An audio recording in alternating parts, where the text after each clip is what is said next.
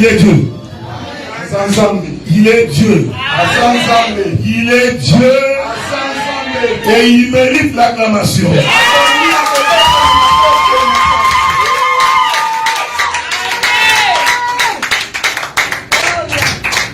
Que la gloire soit rendue au Seigneur.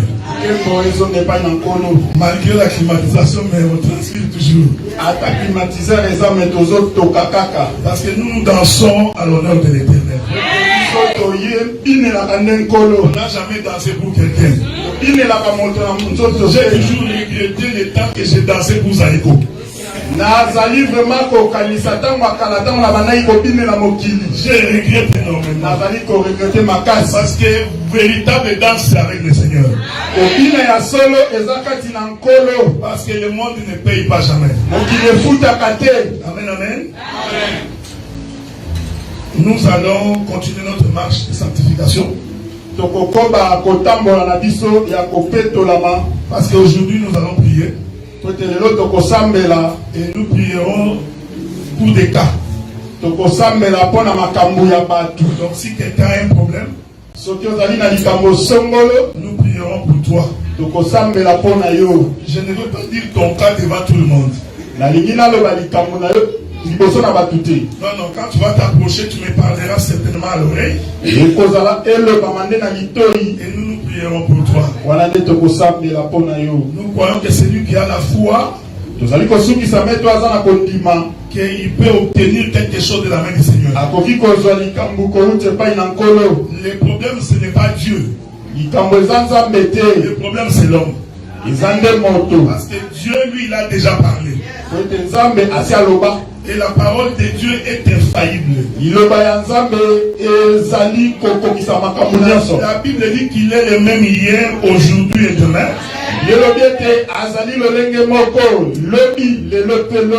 C'est que le Dieu que nous prions, c'est un Dieu qui ne change pas. Si tu trouves des changements chez toi, c'est que c'est toi qui as un problème. Il faut vérifier quelle est ta position par rapport au soleil. Parce que l'Éternel a déjà envoyé son fils. Et son fils est venu pour nous sauver. Et il a accepté de mourir pour que nous puissions avoir la vie. Nous allons prendre les Écritures. Nous bénissons les pasteurs Azaf. À présent, c'est une bénédiction pour nous. Amen, amen. Moi, j'ai toujours cru qu'un ministre lui-même ne peut pas tout faire. Si vraiment un ministre croit qu'il peut tout faire par lui-même, alors il n'a pas compris la raison d'être du ministère. C'est pourquoi vous allez remarquer quand Abraham sacrifiait les holocaustes d'Abraham, Abraham a fait 5 sacrifices. C'est très important de comprendre ces choses. Les différentes sortes des animaux qu'Abraham a sacrifiés, c'était au nombre de 5. Parce que c'était l'image du ministère. Même Joseph, il a porté 5 vêtements. Quand il était chez son père, il avait la tunique multicolore. Quand il est arrivé chez Potiphar, la Bible dit que quand il sortait, il a laissé un vêtement entre les mains de la femme de Potiphar. Quand il s'est retrouvé en prison, pour aller expliquer les songes, la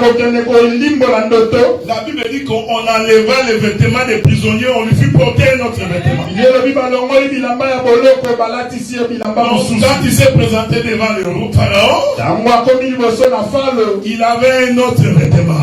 Après avoir interprété les songes, la Bible dit qu'on prit un fin lin un habit de fin lin. Bazui et la maille à lin ya fin. On fit porter Joseph. Balatisie. On l'a mis sur un cheval. Matisse likolo na mpunda. Le même Joseph a porté 5 vêtements. Kaka Joseph alati bilamba mitano. Il est l'image de 5 ministères. Yango nde ezali lilingi ya balontombo mitano. Voilà pourquoi moi je crois yango wana na ndimaka que vous êtes tous utiles pour cette œuvre. Bino nyonso bozali na motuya mpo na mosala Et je oyo. suis certifié que Dieu vous a appelé à de grandes choses. Nasukisani ete Nzambe abengi bino mpo na makambo minene. Nous ne pouvons pas continuer à quitter Gatineau et venir ici tous les dimanches. Tokoki kolongwaka Gatineau koyaka awa kaka te ba Non, il dimanche. faut à un moment donné que nous prions, que nous disions éternel Dieu. Esengeli ntango mosusu tosambele te Le yawe chant na est bibele. grand. Elangeza monene. Suscite les serviteurs au milieu. Inisa basali kati na bandeko. Bien aimé, les serviteurs doivent venir au milieu de nous. Basali esengeli babima kati na biso. C'est pourquoi Aaron et ses fils Yango wana Aaron na bana na ye ont été tirés parmi ses frères. Zwaki bango kaka kati na bandeko Donc na ye. ici, il y a des futurs ministres qui vont prêcher les balles. Awa ezali na bato baza na lotombo mikoleko ya bakoteya. Moi, nous, en tant que ministres de la parole, Yango wana biso lokola bato baza na il lotombo ya faut que miloba. nous préparions le frère à assumer la charge ministérielle. Esengeli tobongisa bandeko po ete mikoleko ya bateya. Il faut que nous vous apprenions comment vous tenir, comment parler, comment exercer. Esengeli totalisa bino lolengeli na kotelema koloba kosala mosala. Parce qu'on ne peut pas demeurer éternellement sur la chair. Ete tokozala libela awa te ne tumbelo. Même quand tu es un bon prédicateur, Ata soko teyaka malamu. si tu prêches après 12 mois, Soko tei kolandisa sima ya mbula moko. le peuple va se fatiguer. Batu bakolemba. Même si tu es un bon prédicateur, Ata soko teyaka même malamu. si tu fais des révélations, Ata soko zana ba moniseli. après 12 mois, le peuple se fatigue. Sima na mbula moko libote lembi. Sauf que toi, tu ne sauras pas qu'ils sont fatigués. Yoko yeba teke bango Mais balembi. eux, ils sont en train de parler, non, qu'il arrête aussi. Bango balobi atei mingi. Non, il commence à se répéter. Atei mingi akomi kobandela bandela. Donc ça se dit entre les peuples. Wane loba makande na C'est libota. pourquoi moi, j'ai toujours pensé que Ya mwana ngala kanisaka boye. un bon pasteur Mobateli pate ya malamu. doit être un animal. Esengeli azala nyama. Un bon pasteur doit être une brebis. Mobateli pate ya malamu esengeli azala mwana pate. Je ne sais pas si vous comprenez ce que je dis. Nayebi te soki tozososola makambo oyo. Le pasteur Motei doit vivre comme une brebis. esengeli abika lokola mwana pate. C'est-à-dire il doit être avec les brebis. Esengeli azala na bibwele. Manger avec les brebis. Kolia na bibwele. Sentir l'odeur des brebis. Ayoka na solo ya bibwele. Un ministre, frère, Moto na lotongo ndeko. doit sentir l'odeur des brebis. Esengeli ayoka solo ya bibwele. C'est pourquoi Yango wana nde. quand Jésus venait se faire baptiser, Tango Yesu azoya po azwa quand batisi. Jean-Baptiste l'a regardé, Tango Yohane mobatisi il a amoni vu ye. un agneau, Amoni nde mwana na pate. un animal. Nyama. Donc, lui qui était Dieu, Yeye azalaki nzambe. identifié à un animal. Amonisami lokola nyama. C'est pourquoi même quand Jacob envoya Joseph, Yango wana ntango Jacob atindi Joseph. va voir tes frères. Kende komona bandeko na Quand yo. ils ont récupéré Joseph, Ntango bazwi Joseph. parce que Joseph c'était le pasteur, Ye azalaki mobateli mpasi. qui devait aller prendre les nouvelles des brebis. Oyo esengeli ayoka sango ya Les bampote. frères de Joseph vont les récupérer, vont les mettre dans un trou. Bandeko ya Joseph bazwi batie na libulu. Et regardez ce qu'ils ont fait. Tala eloko basali. Ils ont pris les vêtements de Joseph. Bazwi bilamba ya Joseph. Ils l'ont trempé dans le sang d'un bouc. Batie yango na makila ya ntaba. Joseph, c'est un bouc.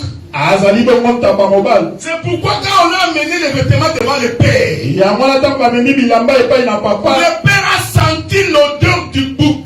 Papa ayoki solo ya ntaba. Et il a dit, Alobi c'est le vêtement de mon fils. ezali elamba ya mwana na ngai. Un ministre doit descendre. Moto aza na lotomo esengeli akita. Il faut qu'il vive avec le peuple. Esengeli abiki elongo na bana na bato. Pour qu'il soit capable de comprendre la souffrance du peuple. Po ayeba oyo ezali bapasi na bango. C'est pourquoi les sacrificateurs Ya mwana mopesi mbeka. portaient l'arche sur l'épaule. Abandaki komema sanduku na mibeko na mabeka. Et les 12 enfants de Jacob bana zomi na mibale ya Yakobo leur nom était inscrit sur une pierre d'onyx. bakombo na bango ekomamaki na libanga ya onyx. La Bible dit que le souverain sacrificateur le portait sur ses épaules. Bibiliya elobi ete mopesi na bambeka ya yambo abandaki komema yango C'est likolo pour na dire mapeka. que ministre, c'est celui qui porte le peuple. Mpona koloba ete moto aza na lotomo amemaka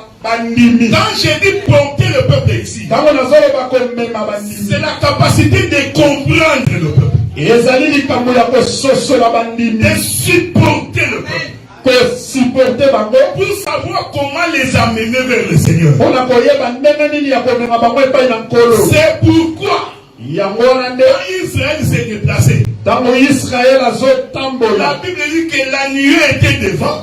Bibiliya elobi ete lipata ezalaki Et liboso, à un moment donné, la nuée venait derrière. lipata ezalaki ntango mosusu kozonga sija. J'aime ces choses, frère. Nalingaka La makambo nuée oyo. est devant Lipata liboso pour dire que c'est moi qui conduis. mpona koloba nga nde nazokamba. Mais quand il est derrière, Ntango ezongi nsima, parce que la nuée savait, lipata eyebaki il y a des gens qui marchent lentement.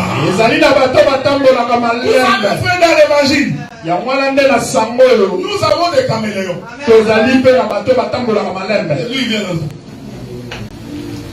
Neti azotambola, neti C'est pourquoi azotambola. la nuée passait derrière. Yango wana lipata ebandaki kozonga Pour nsima vérifier que même le caméléon est toujours dans la marche. mpona kotala ete ata moto oyo atambolaka malembe ye mpe aza elongo na biso. Oh, j'aime le Jésus-Christ. Nalingaka Yesu Car c'est Masiya lui le véritable pasteur. ote ye nde paster ya Il a la solosolo, patience jusqu'à ce que tu comprendras. aza na motema molai tino okososola. Nous n'allons jamais insulter que tu es un païen. Koloba te koza mopagano, Même si tu as commis une erreur, ata soko nous ne suni dirons jamais que tu n'es pas notre frère. tokoloba te ke yo oza ndeko na Mais biso nous te. savons que le Seigneur qui visite les siens, Toyebi ete nzambe oyo ayaka kotala baya il ye ne peut pas vous abandonner. akoki kotika yo te. C'est pourquoi, frère, Yango wana ndeko, quand Noé a fait l'arche, ntango Noe asali masuwa, la Bible dit ceci, frère. ili elobi boye Noé n'a jamais appelé les animaux. Noe atikala kobenga banyama te. Non, Noé a seulement construit l'arche. Yoka makambo oyo, Noe asalaki kaka Il masuwa. ne faut pas prêcher, tu vois, Noé s'est mis debout. Oyo Noe akomobelela oya Dieu va détruire la terre. nzambe akoboma mokili. Non! Bongo te. Noé n'a fait que construire l'arche. Mosala Noe asalaki kaka ya kotonga masuwa. Parce que construire l'arche, Kotonga masuwa c'est toute une prédication. ezali liteya Donc, mobimba. la prédication de Noé, Koteya ya Noe comme Hébreu dit, lokola ebelo ezali koloba Noé le prédicateur. Noe boteyi. Il faut faire attention quand tu lis l'écriture. Esengeli kotalaka malamu ntango ozotanga Il faut aller Biblia. vérifier qu'est-ce qui s'est passé avant. Esengeli otala eloko nini eleka na yambo. Ne reste pas dit Noé le prédicateur. Kotala kaka te ete Noa moteyi. Maintenant, tu fais un raisonnement. Okomokanisa kanisa. Comme il prêchait, Lokola on balobi dit qu'il est prédicateur. lokola balobi awa na ebeloke azalaki moteyi. Donc cela veut dire que Noé prêchait. C'est que Noa abandaki koteya Non, teya. non, non, non, non, non, non. Bongo te. Ça, c'est l'évangile de Satongé. Wana ezali sango ekabwana na katikati. Il faut aller vérifier dans l'ancienne alliance. Esengeli kotala na boyokani na kala. Comment Noé a prêché. Lolenge nini Noa Pour abandaki koteya. comprendre ce que Hébreu dit. Mpona kososola oyo ebelo azoloba. Quand nous sommes allés visiter Noé, Ntango tokei kotala ndeko na tout biso ce que Noe, nous avons vu, nyonso tomoni c'est Noé en train de construire l'arche. eza kaka Noa azotonga Donc nous masuwa. comprenons que construire l'arche, Tososola ete kotonga masuwa c'est ça la prédication. yango wana nde liteya. Frère, Ndeko pendant que nous enseignons ici, ntango tozoteya awa nous sommes en train de construire l'arche. tozotonga masuwa. Dès que l'arche est finie, Ntango masuwa ekosila, l'écriture qui dit, Bibiliya elobi personne ne peut venir à moi moto moko takoki koya epai na nga s'il n'est pas attiré par le Père. soki papa abengi ye te. Frère, Ndeko tu ne viens jamais dans cette église à cause de moi.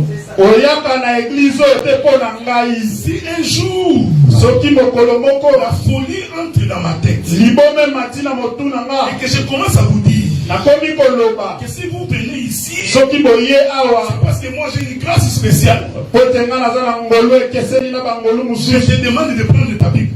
Na sengi yozo Biblia na yo. Bendana. Un prédicateur n'a jamais appelé les gens au Seigneur. Si tu fais une bonne interprétation, ce n'est pas toi qui appelles les gens au Seigneur. Ça, c'est de l'orgueil. Un orgueil diabolique. La Bible dit que personne ne peut venir à moi. Il n'est pas attiré par le Père. Même si je prends mon téléphone et que je t'appelle Sœur Béni, viens à l'église. Moi je sais que si tu viens, ce n'est pas parce que moi je t'ai appelé. Parce que si Dieu ne t'avait pas donné la force et qu'il ne t'avait pas gardé en bonne santé, même si je t'appelle, tu ne viendras pas. Nous comprenons que c'est lui qui a appelé les animaux. C'était l'éternel Dieu. Noé n'a fait que construire l'arche. Mais il attendait tout simplement. Le problème de Noé, c'est attendre. Vous savez, nous les prédicateurs, nous ne faisons que prêcher. Mais quant à ceux qui vont croire, ça va rester le domaine de Dieu. Les animaux sont commencés à faire la marche. La Bible dit 2 à 2. Je t'informe que ce ne sont pas tous les lions qui sont entrés dans la marche. C'est seulement un couple de lions qui est entré. Il y a eu d'autres lions qui sont restés. Donc même les boucs avec la chèvre, ils sont entrés. Mais pas tous les boucs. C'est pourquoi nous disons que dans l'arche, tous les animaux n'entrent pas. Donc Dieu va sauver toute l'humanité. Non, tu n'as pas compris l'écriture. Non, Dieu ne sauve pas toute l'humanité. Dieu choisit. J'aime ce Dieu. C'est un Dieu qui choisit. Même si ça t'énerve, le Dieu que nous servons, c'est un Dieu qui choisit. Il ne prend pas tout le monde. Il dit j'ai aimé Jacob, j'ai haï Ésaü. Maintenant Dieu savait que toi tu allais dire. Comment Dieu peut haïr? Maintenant Dieu anticipe. Avant que toi tu ne parles, il pose la question. Est-ce qu'il y a en moi de l'injustice? Oui, il attend. Si après il répond, loin de là. Donc pour Dieu, quand il choisit, c'est une justice. Donc la justice de Dieu, frère, est différente de la justice des hommes. La miséricorde de Dieu est différente de la miséricorde des hommes. Ce que l'homme appelle justice n'est pas justice. Donc Dieu lui-même a décidé. J'avais aimé Jacob, je vais haïr Ésaü. Et il dit que c'est ça sa justice. C'est ça la création d'Adam. Adam était poussière comme toutes les autres poussières. Dieu opère un choix. Il prend quelques poussières et il fait quelqu'un qui lui ressemble. Il n'a pas pris toutes les poussières. C'est pourquoi quand tu crois en Jésus, il faut t'estimer heureux. Parce que tu as porté les regards sur toi. C'est une grâce qu'on ne prend pas à la légère. C'est pourquoi quand tu crois en Jésus, tu t'arranges pour marcher conformément. Que tu sois un homme converti. Pas un coureur de jupons. Qui est derrière les Quand tu aimes la compagnie des sœurs, parce que ton regard est impudique. C'est pourquoi moi j'ai toujours dit, c'est frère, qu'on dise le mal de nous quand nous étions païens. Mais depuis que nous nous sommes décidés de servir le Seigneur, nous faisons un effort pour ne pas tomber. Parce que le prix du salut, c'est aussi la capacité de l'homme de résister au péché. C'est ce qui nous rapproche de Dieu. Un homme ne peut pas être proche de Dieu s'il vit dans le péché. Voilà pourquoi, frère, Dieu choisit les poussières pour que ces poussières soient différentes des poussières qui sont restées. Nous avons une belle illustration dans les Écritures. Quand l'Éternel envoie ses deux anges dans le pays de Sodome et Gomorrhe, j'ai dit que c'est la création d'Adam.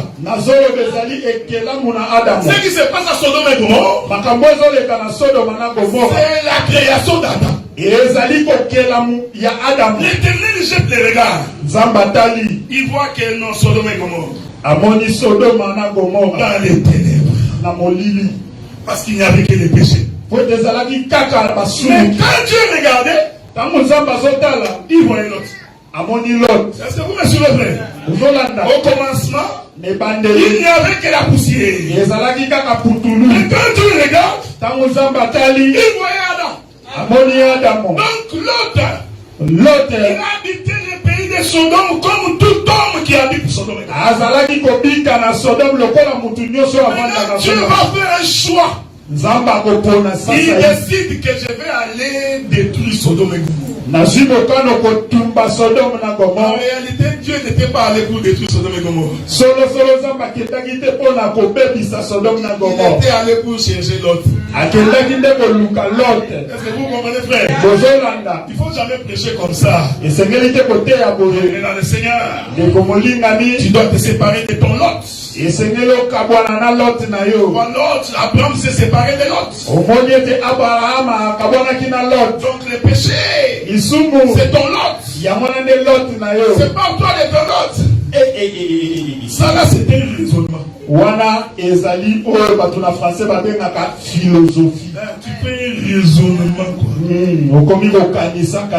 Quand Dieu appela Abraham pour sortir de Chaldée, la Bible dit que Dieu appela Abraham, non?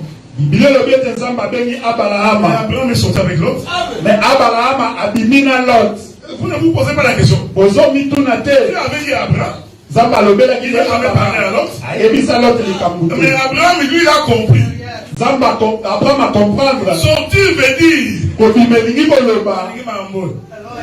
J'aime ces choses. C'est aussi prendre l'autre. Donc l'autre, il était dans la promesse d'Abraham. Ils ont marché. À un moment donné, il y a eu des conflits entre les serviteurs. Alors les deux décident de se séparer. Bien aimé dans le Seigneur, les frères peuvent se séparer. Mais il reste des frères.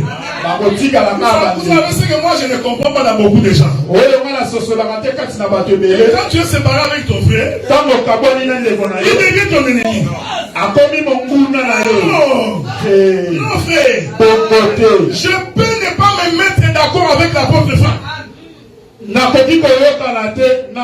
Franck sur la manière de conduire. Mais combien d'accord nous pouvons nous séparer? Il va me dire, Montréal est très grand. Bon, comme ici nous avons un problème de comment marcher, quand tu vas aller à Laval, moi je reste à Montréal. Nous les sommes frères. Maintenant, quand je suis à Laval, si j'ai des difficultés, j'appelle mon frère. Frère, quand Dieu t'a donné le ministère, il doit aussi te donner la capacité. Et quand Dieu te donne la capacité, tu réalises des choses. Mais aujourd'hui, les frères, un petit différent, il devait ton ennemi. Il commence à créer Abako. Alliance de Bakongo du Congo. Voilà, donc il commence à créer la Bako. Il vérifie. Comme moi je suis mon Congo. Quels sont les frères et les sœurs de Bakongo? Que Dieu te bénisse mon frère. Amen. Maintenant, il va appeler. Frère Robert. Frère Robert. Tu sais que le docteur Adela est mauvais. Il vient de commencer l'enseignement. Ouais. Tu connais ce pas? Oui, non. C'est un mauvais. Donc il est en train de créer des alliances. Non, bien aimé dans le Seigneur. Abraham a dit à l'autre. Pour éviter que ces conflits ici puissent nous atteindre, nous. C'est pas nous. J'aime Abraham. Moi j'ai toujours prêché avec exhortation. Un homme de Dieu, ce n'est pas celui qui se précipite sur la viande. Abraham a regardé. Parce qu'Abraham était sûr qu'il avait Dieu. Il dit l'autre, je vais te laisser faire le choix. Je te laisse faire des choix. Quand tu vois quelqu'un, touche-moi. Moi. Toi, tu touches-moi au frère. Ça, c'est moi. Qui t'a dit de donner les chansons? Il n'a pas la foi.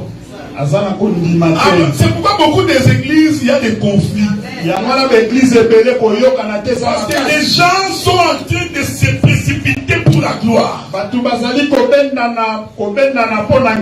Mais si tu as Dieu, frère, tu n'as pas besoin de trembler. Frère, c'est lui qui, vous savez, frère, Joseph seul, on l'a jeté en Égypte. Seul. Mais Joseph lui-même est une bénédiction. Parce que lui-même Joseph est devenu grand. Il est passé par la souffrance. Quand tu as Dieu, même quand les choses sont difficiles, même quand tu as l'impression que ça n'avance pas, rassure-toi seulement que j'ai l'Éternel avec moi. Je te dis que le Seigneur te justifiera. La Bible dit que même dans la vallée de l'ombre de la mort, nous croyons qu'un enfant de Dieu peut traverser la vallée de l'ombre de la mort. Le mariage, ça ne marche pas. L'homme est devenu têtu. Pourrait d'Égypte. Donc tu trouves que la maison devient invivable. Il faut seulement te rassurer que tu as Dieu avec toi. Parce que quelles que soient les circonstances, tu finiras par t'en sortir. David avait dit, je n'ai jamais vu un juste. J'aime ça, frère. Donc, il faut premièrement que tu sois injuste. Est-ce que vous comprenez ce que je dis, frère? Je n'ai jamais vu injuste. Abandonné. Donc si tu es juste devant les cieux, tu ne peux pas t'abandonner. Est-ce que vous comprenez ce que je dis, frère? Donc, Lot et Abraham se séparent. Lot na Abraham bakabwani. Frère, Lot a regardé. Lot a taillé. Toronto. Makaka Toronto. Il y a beaucoup d'immigrants à Toronto. Donc si je fais une église à Toronto, ceux qui n'ont sali église à Toronto, ça va être plein. Et Kosimba. Tu vois, il y a des gens qui réfléchissent comme ça. Ah, Montréal. Montréal. Il y a beaucoup d'immigrants. Donc si je vais à Montréal, ceux qui n'ont pas Montréal, j'aurai une belle offrande. Ça, c'est la vision de l'autre. Voilà, étalé dans l'autre. Bien aimé dans le Seigneur. Nous ne servons pas Dieu pour l'argent. Parce que nous croyons que Dieu paye ceux qui travaillent pour nous. Dieu n'a jamais abandonné les siens. Et vous savez ce que Mardoché a dit à Esther? Il dit, Esther, si tu ne parles pas au roi, je te dis, Esther, le secours d'Israël viendra d'ailleurs. Dieu n'abandonne jamais ses enfants. Regardez, frère. Abraham dit, toi choisis en premier. Moi j'ai toujours pensé que quand il y a des différences les frères, laissez celui qui se précipite parler d'abord. Parce que je t'assure qu'il fera toujours un mauvais choix. L'autre regarde. L'autre La Bible dit qu'il a regardé là, il y avait de la verdure. Il s'est dit à lui-même, c'est ici que je vais amener mon troupeau. Ils vont manger, ils vont devenir gros. Et il choisit d'aller là-bas. Et Abraham a choisi les lieux où c'était désertique. Abraham a Je n'entre pas dans les détails. Parce que le ministère doctoral, c'est le détail.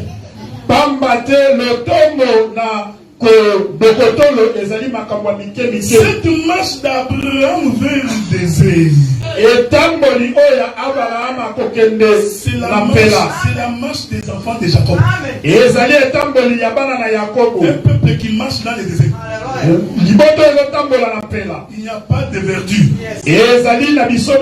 Tout est sec. Mais il marche avec un rocher. Est-ce que vous comprenez ça, frère? Donc il est dans le désert. Mais tu te poses la question. Non, les gens se posent la question. Mais comment ces gens dans le désert continuent à vivre? La Bible dit qu'Israël s'est promené avec un rocher. Donc chaque fois qu'il avait besoin de boire, il n'a pas besoin d'aller chercher les eaux ailleurs. Il y a des frères qui ont l'esprit de vagabondage. Lui, il boit, il n'est pas rassasié. Maman 100 jours est sorti là-bas. Maman 100 jours à vivre. Il n'est pas désaltéré. Les ménonistes. Il parle là-bas. Il y a même des gens qui sont tannés dans les églises. Parce qu'on leur donne les boîtes de conserve. Tu vois, dans cette église-là, quand le culte est fini, on donne des paquets de macaroni, des boîtes de tomates. Bien aimé dans le Seigneur. L'homme hypothèque sa vie pour une boîte de tomates. Non!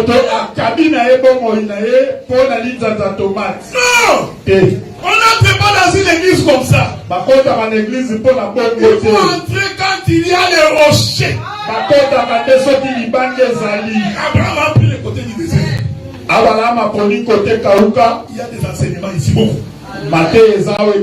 Mais lui, l'autre choisit du côté où il y avait de la verdure.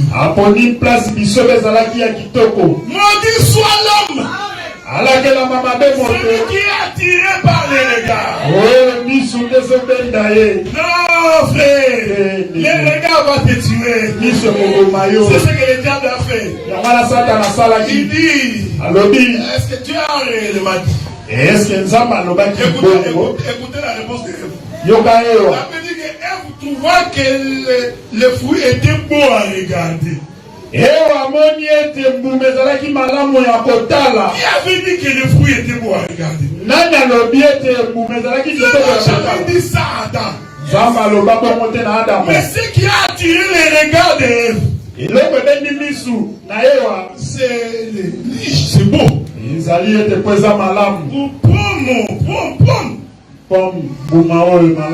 Je vous dis une chose vraie. Nous ne faisons pas des choses pour attirer les regards. Non. Il faut que tu sois attiré par la parole. Il faut que quand tu es chez toi, tu dis, je vais aller écouter cette parole-là.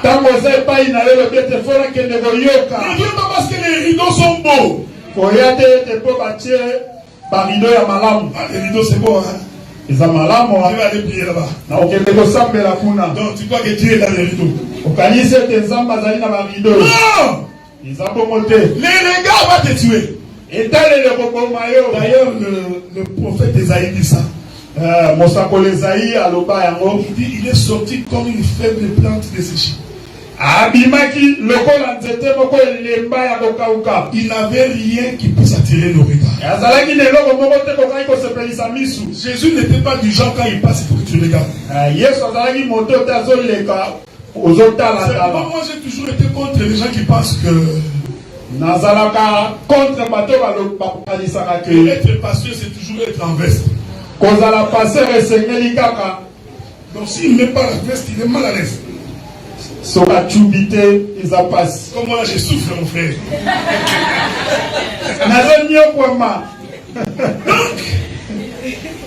Donc voyez les gens comment ils sont bizarres. Donc s'ils voient mon frère Lasco habillé en tricot comme ça, il dit c'est pas un frère, il n'a pas de service. Non, mais celui qui est en veste, cravate. Oui. C'est lui. C'est pourquoi si tu viens en veste, même en retard, dans une église, on va déplacer notre frère. Pas mets-toi debout. L'homme en veste, c'est bien te mettre ici. Écoutez frère.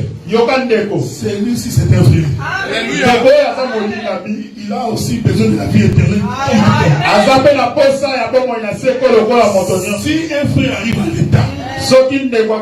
l'état et que notre enfant est assis et qu'il n'y a pas de place, même s'il est prédicateur, il reste debout.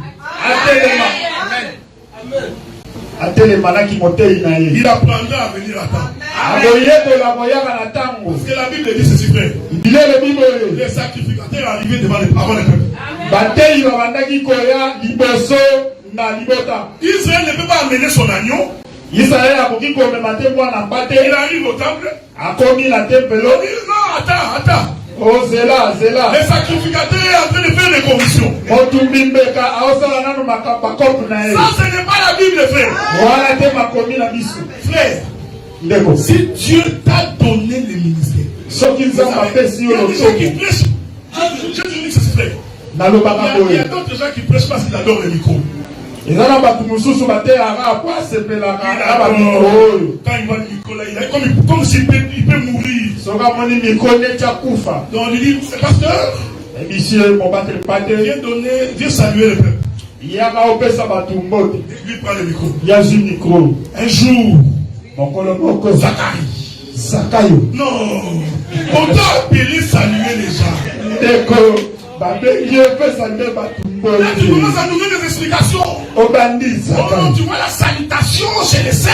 C'est donc un enseignement, non? Un menteur. La salutation qui est enseignement, c'est lorsque nous invitons un prédicateur pour nous parler de la part du Seigneur.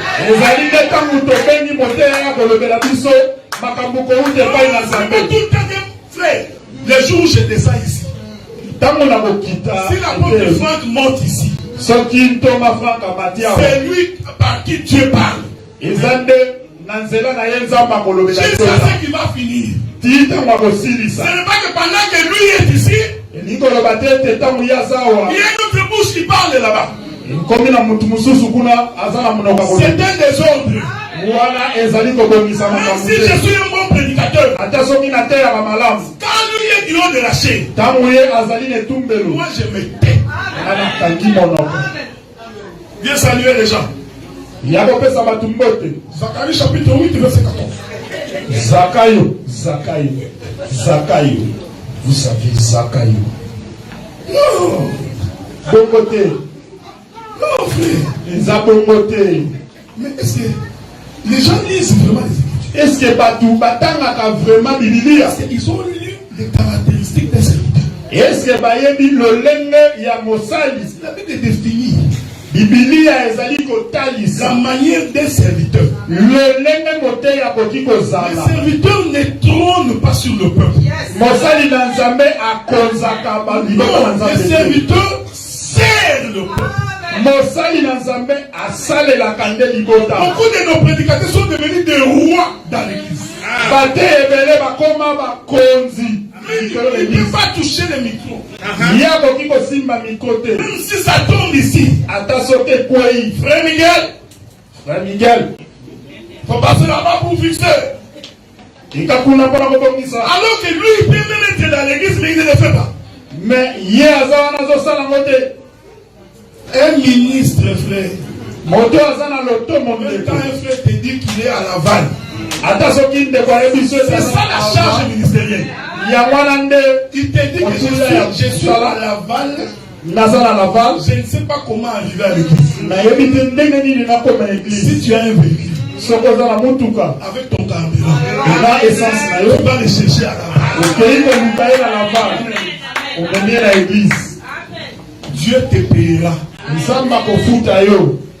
ne peut pas t'abandonner, frère.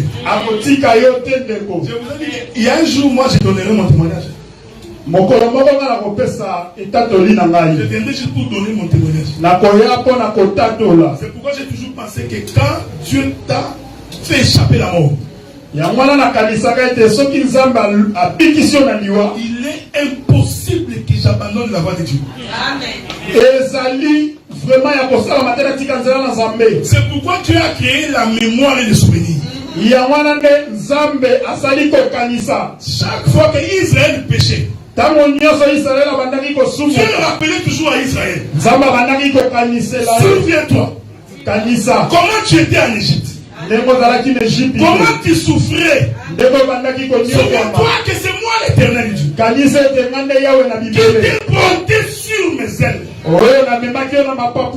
Pourquoi Dieu te rappelle ces choses? Pour que tu restes attaché.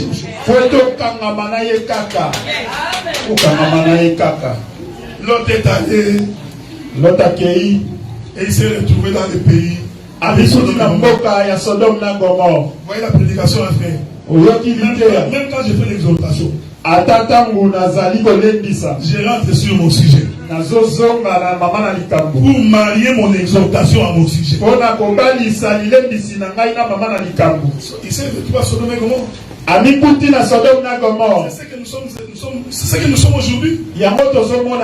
Nous sommes nés enfants de Dieu par Abraham. C'est ça l'autre. Mais nous nous sommes retrouvés dans le monde. Alors Dieu décide de détruire le monde. Alors il décide de descendre. La Bible dit que quand Dieu est descendu, écoutez ce que la Bible dit. Au lieu d'aller directement à Sodome et Gomorrhe, il est allé voir celui qui est sorti avec l'autre. Parce que c'est Abraham qui avait pris l'autre. Viens. Il ne faut pas prêcher que l'autre était péché. Non. Il dit Abraham, Abraham, je m'en vais à Sodome et Gomorrhe. nazokende na Sodoma na Gomorrhe. Pour détruire le pays. Pona kobebisa mboka. Alors Abraham commence l'intercession. Abraham abandi kosengela moninga. Bien-aimé dans le Seigneur. Yokamela ndeko. Écoutez la prière d'Abraham.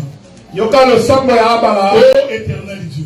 Yahweh Nzambe. Si tu trouves 100 justes, soki okuti batokama ya bayenge vas-tu détruire Sodome et Gomorrhe? okotumba Sodome na Gomorrhe. Vous savez frère, yokamela ndeko. est-ce que Dieu ignorait le nombre de justes qui étaient à Sodome et Gomorrhe? Est-ce que Nzambe ayebaki te babulisa mio bazalaki na Sodome? Une autre question.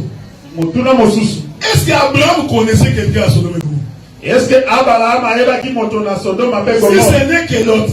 Soki kaka neveu na ye te. Ah, donc en fait, quand Abraham est décédé, tango Abraham abandaki kosambela il ne priait pas pour les gens de Sodome et Gomorrhe. abandaki kosambela mpona Sodome mobimba te. Sa prière était pour l'autre. Le sambo na ye ezalaki te mpona l'autre. Quand il dit ça, ata soki alobi 50 non, wana son objectif, mama na likambo na ye c'était l'autre.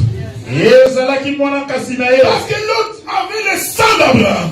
po ete azalaki mwana kasi na ye. C'est pourquoi la Bible dit, yango na biblia elobi sachez que vous avez auprès du Père boyeba ete pembeni na tata un intercesseur bozali na moto ya sambelaka mpo na bino qui intercède dans votre faveur. azali kosambela mpo na bino. Donc là, ici Abraham, awa Abrahama c'est l'image de Jésus-Christ.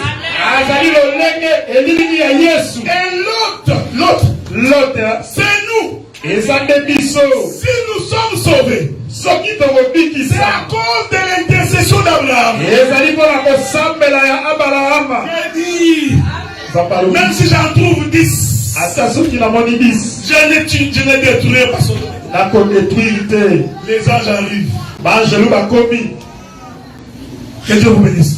zamba pambola bino. Que Dieu vous bénisse. zamba pambola bino. Les anges arrivent. baangelu bakomi. Quand ils sont entrés à Sodome et Gomorrhe, ntango bakoti na Sodome na Gomorrhe ils n'ont pas dit, balobi te Germain, te Germain répands-toi.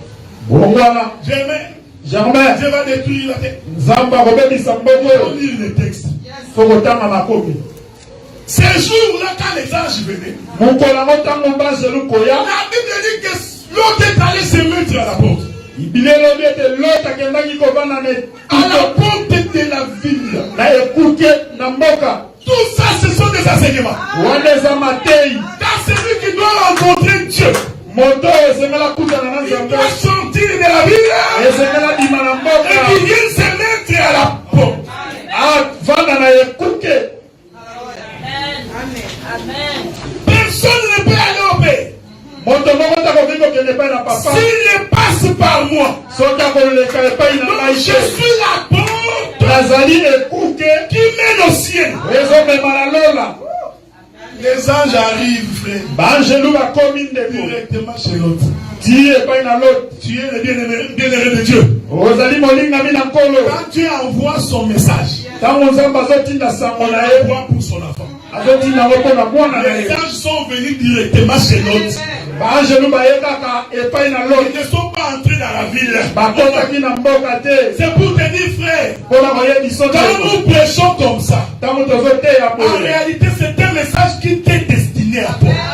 solosolo eza nde sango malamu mpo na yo. Ce n'est pas un message destiné au frère Michel. ezali te sango eyani mpo na frère Michel. Nous avons des frères comme ça. toza na bandeko ya boye. Quand on prêche, ntango ezoteyama lui il écoute pour John. ye azoyokela John.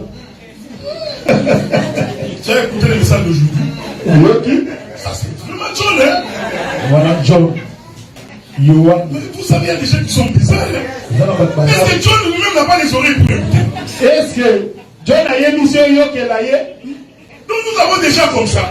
toza na bato Il est akoko dans l'église pour écouter pour les autres. aza na eklesa mpo na koyokela bato mosusu. Vous blaguez avec Dieu. Il y a même des sœurs. bandeko basi Surtout des sœurs. kaka bandeko Pendant qu'on prêche, basi lui il pense, il ouvre son WhatsApp. afungoli chombo. Ils sont dans la même église. Hein? Il envoie une autre sœur qui est assise devant un message. Tu as vu sa chemise? Lui aussi répond. De qui? Pendant ce temps, nous rendons culte à l'éternel. Mais ça, c'est quel genre de vie ça? Les gens calomnient en pleine prédication. Mais non, le cas de possession. En pleine prédication, réseau fibre optique est en train de passer. Encore la wifi comme à la église. Tue.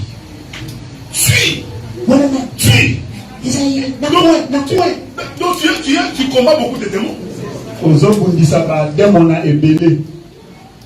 Le message est destiné pour quelqu'un. Quand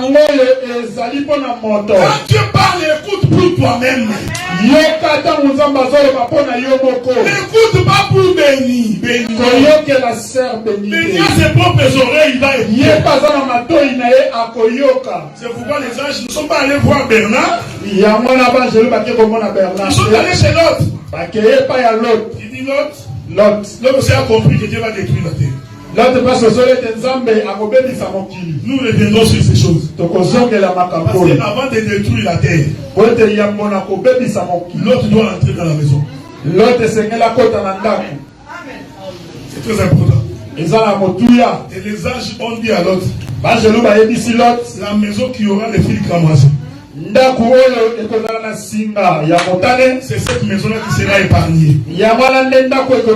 Donc si tu veux être sauvé, il faut entrer dans la maison qui a les fils cramoisis. Regardez frère, la Bible dit ceci. À cause de ces beaux-fils, parce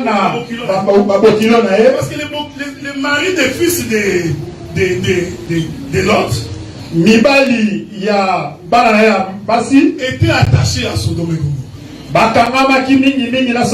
Alors l'autre commençait à tourner avant de sortir. Il y a des gens quand on leur dit quitte les péchés, ils tournent. Donc si je ne fais pas ça, comment je vais marcher? Les eaux sont trop profondes, hein? Je risque de me noyer. Non.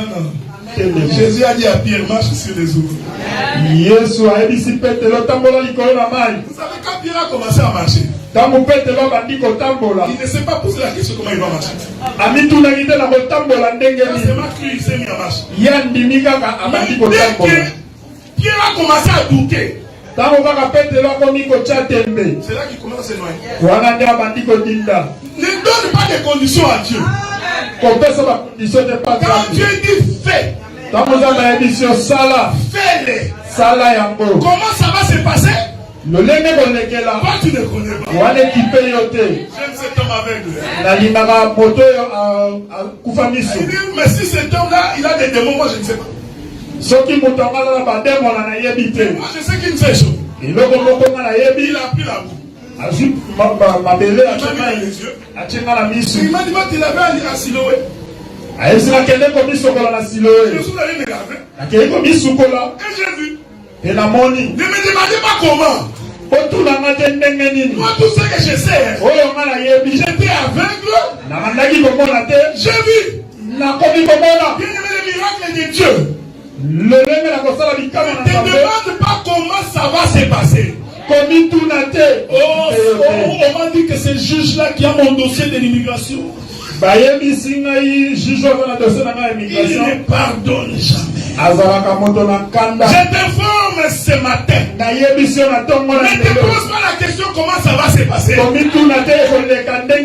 seulement que ça va se passer. Je n'ai plus de mari. Là j'ai avancé. Mais je voudrais bien me marier, mais ne regarde pas ton âge. Si tu crois, la chose va s'accomplir. Oh non, tu vois ma maladie ici. Maladie n'a pas yo. Il faut que je marche un peu comme ça pour que je m'en sorte. Et ça, il y a famille na biso. Là, il y a famille. Ça, c'est un héritage. Donc tu vois quelqu'un qui confesse déjà comme ça. Donc vous voyez qu'un type comme ça ne peut pas s'en sortir. Ne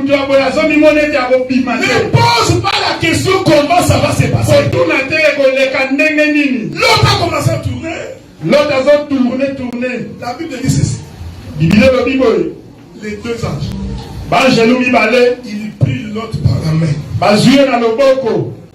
J'aime ces choses-là.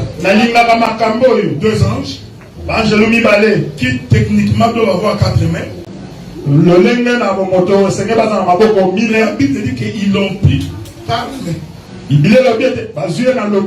Et ils l'ont possédé. Frère, quand tu es un enfant de Dieu, et que la difficulté est en train de pointer dans ta maison, la main de Dieu te saisira. Il te fera sortir. Dieu ne peut pas t'abandonner. La Bible dit que l'Éternel ne peut pas détruire les méchants. Ensemble avec le juste. Donc Dieu, avant de faire quelque chose dans ta maison, s'il y a un problème dans ton foyer, si dans ta famille il y a des sorciers, il y a des gens qui te jettent de mauvais sorts, je te dis ce matin, l'Éternel te prendra par sa main et il te fera sortir. Et l'Écriture dit, le Dieu du ciel, il ne fera pas le pays de Sodome d'aveuglement. Tout le pays de Sodome était rempli des aveugles. Ils n'ont pas vu l'autre sortir. J'ai dit ce matin que l'Éternel Dieu du ciel fera en sorte que tes ennemis ne te voient pas.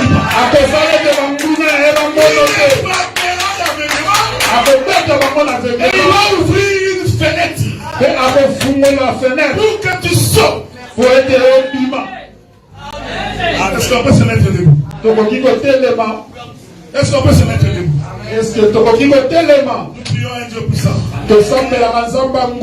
Et nous croyons qu'il est capable de beaucoup de choses. Il est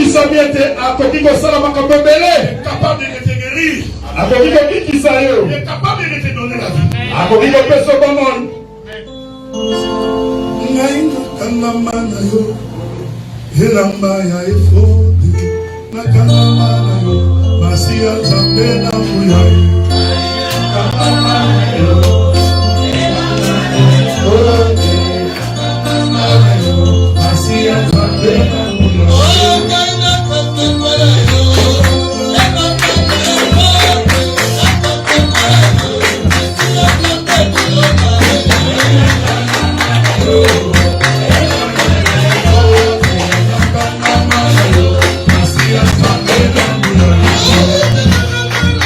Yeah.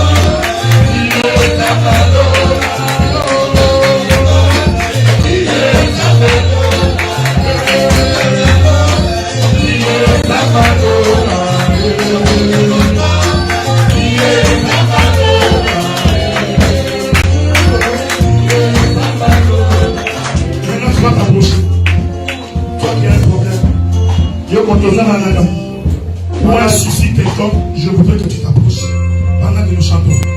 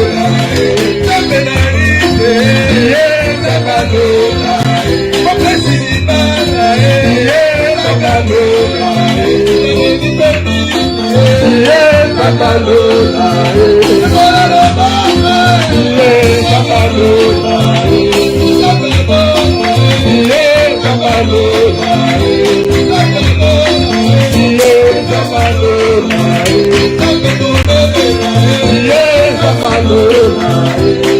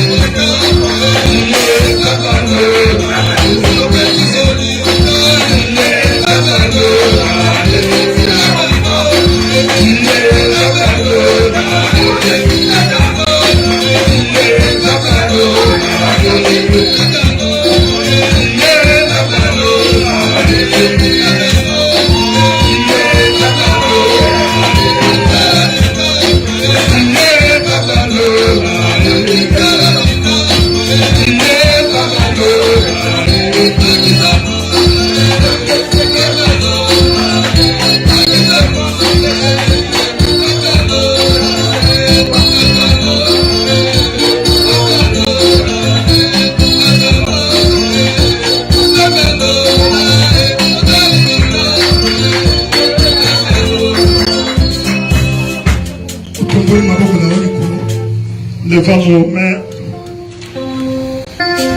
tu vas proclamer la victoire de Dieu dans ta vie. La Bible dit que si tu crois dans ton cœur et tu confesses dans ta bouche, tu verras la chose s'accomplir. Je crois que l'Éternel a écouté ta prière ce matin. Voilà pourquoi tu crieras comme un vainqueur. Tu proclameras que tu es victorieux.